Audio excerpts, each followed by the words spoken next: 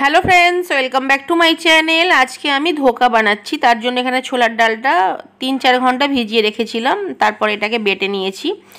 এখানে 1 কাপ পরিমাণ আমি ছোলার ডাল নিয়েছি। এখানে আদা আর কাঁচা লঙ্কা, যেটাকে খুব একদম মিহি করে কুচিয়ে নিয়েছি। ডালটা তো এখানে বেটে রেখেছি, তোমাদের দেখালাম। আর সবার প্রথমে কড়াই আমি অল্প পরিমাণ সরষের তেল নিয়ে নিচ্ছি। এইবারে এতে গোটা কালো জিরে দিলাম। এইবারে একটু মৌরি দিয়ে দিচ্ছি, খুব সামান্য আর কি। এইবারে খুব সামান্য পরিমাণ একটু হিং দিয়ে দিচ্ছি। ধোকায় নয়, হিংটা খুব ভালো যায়, সেই জন্য ধোকা যখন বানাবে তখন তো হিং দেবেই। আর ধোকার গ্রেভি যখন বানাবে, মানে যেটাকে ডালনা বলে, তখনও কিন্তু হিংটা ব্যবহার করবে, খুব ভালো যায়। যাই হোক, হিং দেওয়ার পরে একটু নাড়াচাড়া করে নিয়েছিলাম। তারপরে আদা আর কাঁচা লঙ্কা, যেটা একদম মিহি করে আমি কুচিয়ে রেখেছিলাম, ওটা দিয়ে দিলাম। একটু এটা নাড়াচাড়া করে নিয়ে এইবারে এতে আমি ছোলার ডাল বাটাটা দিয়ে দিচ্ছি। এখানে 200 গ্রাম ছোলার ডাল, যেটা ভিজিয়ে রেখেছিলাম, তোমাদের বললাম আর কি প্রথমে। তারপরে বেটে নিয়েছিলাম। যাই হোক, গ্যাসটা কিন্তু স্লো রাখতে হবে। তো এটা একটু নাড়াচাড়া করে নিয়ে এতে পরিমাণ মতো নুন দিয়ে দেব, আর এতে অল্প একটু চিনি দিয়ে দেব।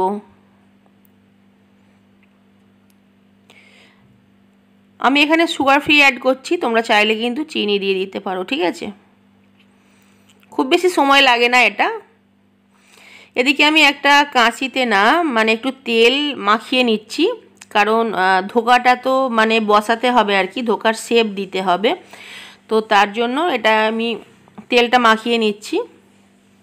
আমাকে জুন একটু হেল্প করে দিচ্ছে আর কি, আমার হাতটা কাটা তো সেই জন্য। তো যাই হোক, এটা ঢেলে নিয়েছি। এইবারে এটাকে চেপে চেপে কাঁচিতে আমি একটা শেপ দিয়ে দেব। তারপরে হালকা একটু ঠান্ডা হয়ে গেলে তারপরে এটাকে আমি চাকু দিয়ে কেটে নেব, মানে ছুরি দিয়ে কেটে নেব। একটু ঠান্ডা হতে দিতে হবে, ঠিক আছে। এটা কিছুক্ষণ পর আমি এটা কেটে নিচ্ছি। কেটে নিয়ে এটা আমি তোমাদের ভেজে দেখাবো আজকে। এটা এমনিও খাওয়া যায়, জানো তো, ভীষণ ভালো লাগে খেতে। আর তোমরা এটাতে মানে গ্রেভি বানিয়ে খেতে পারো। সর্ষের তেলে কিন্তু ভাজতে হবে, কারণ ধোকাটা হচ্ছে বাঙালি একটা রেসিপি, যেটা সর্ষের তেলে খুব ভালো যায়। আর একদম নিরামিষ রেসিপি এটা।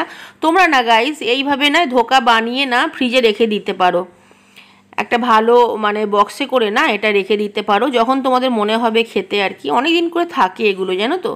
তোমরা এটা আলু দিয়ে গ্রেভি বানাতে পারো, বা শুধু এটাকে নিরামিষ গ্রেভি বানিয়ে তারপরে এটাকে মানে রান্নায় ব্যবহার করতে পারো আর কি।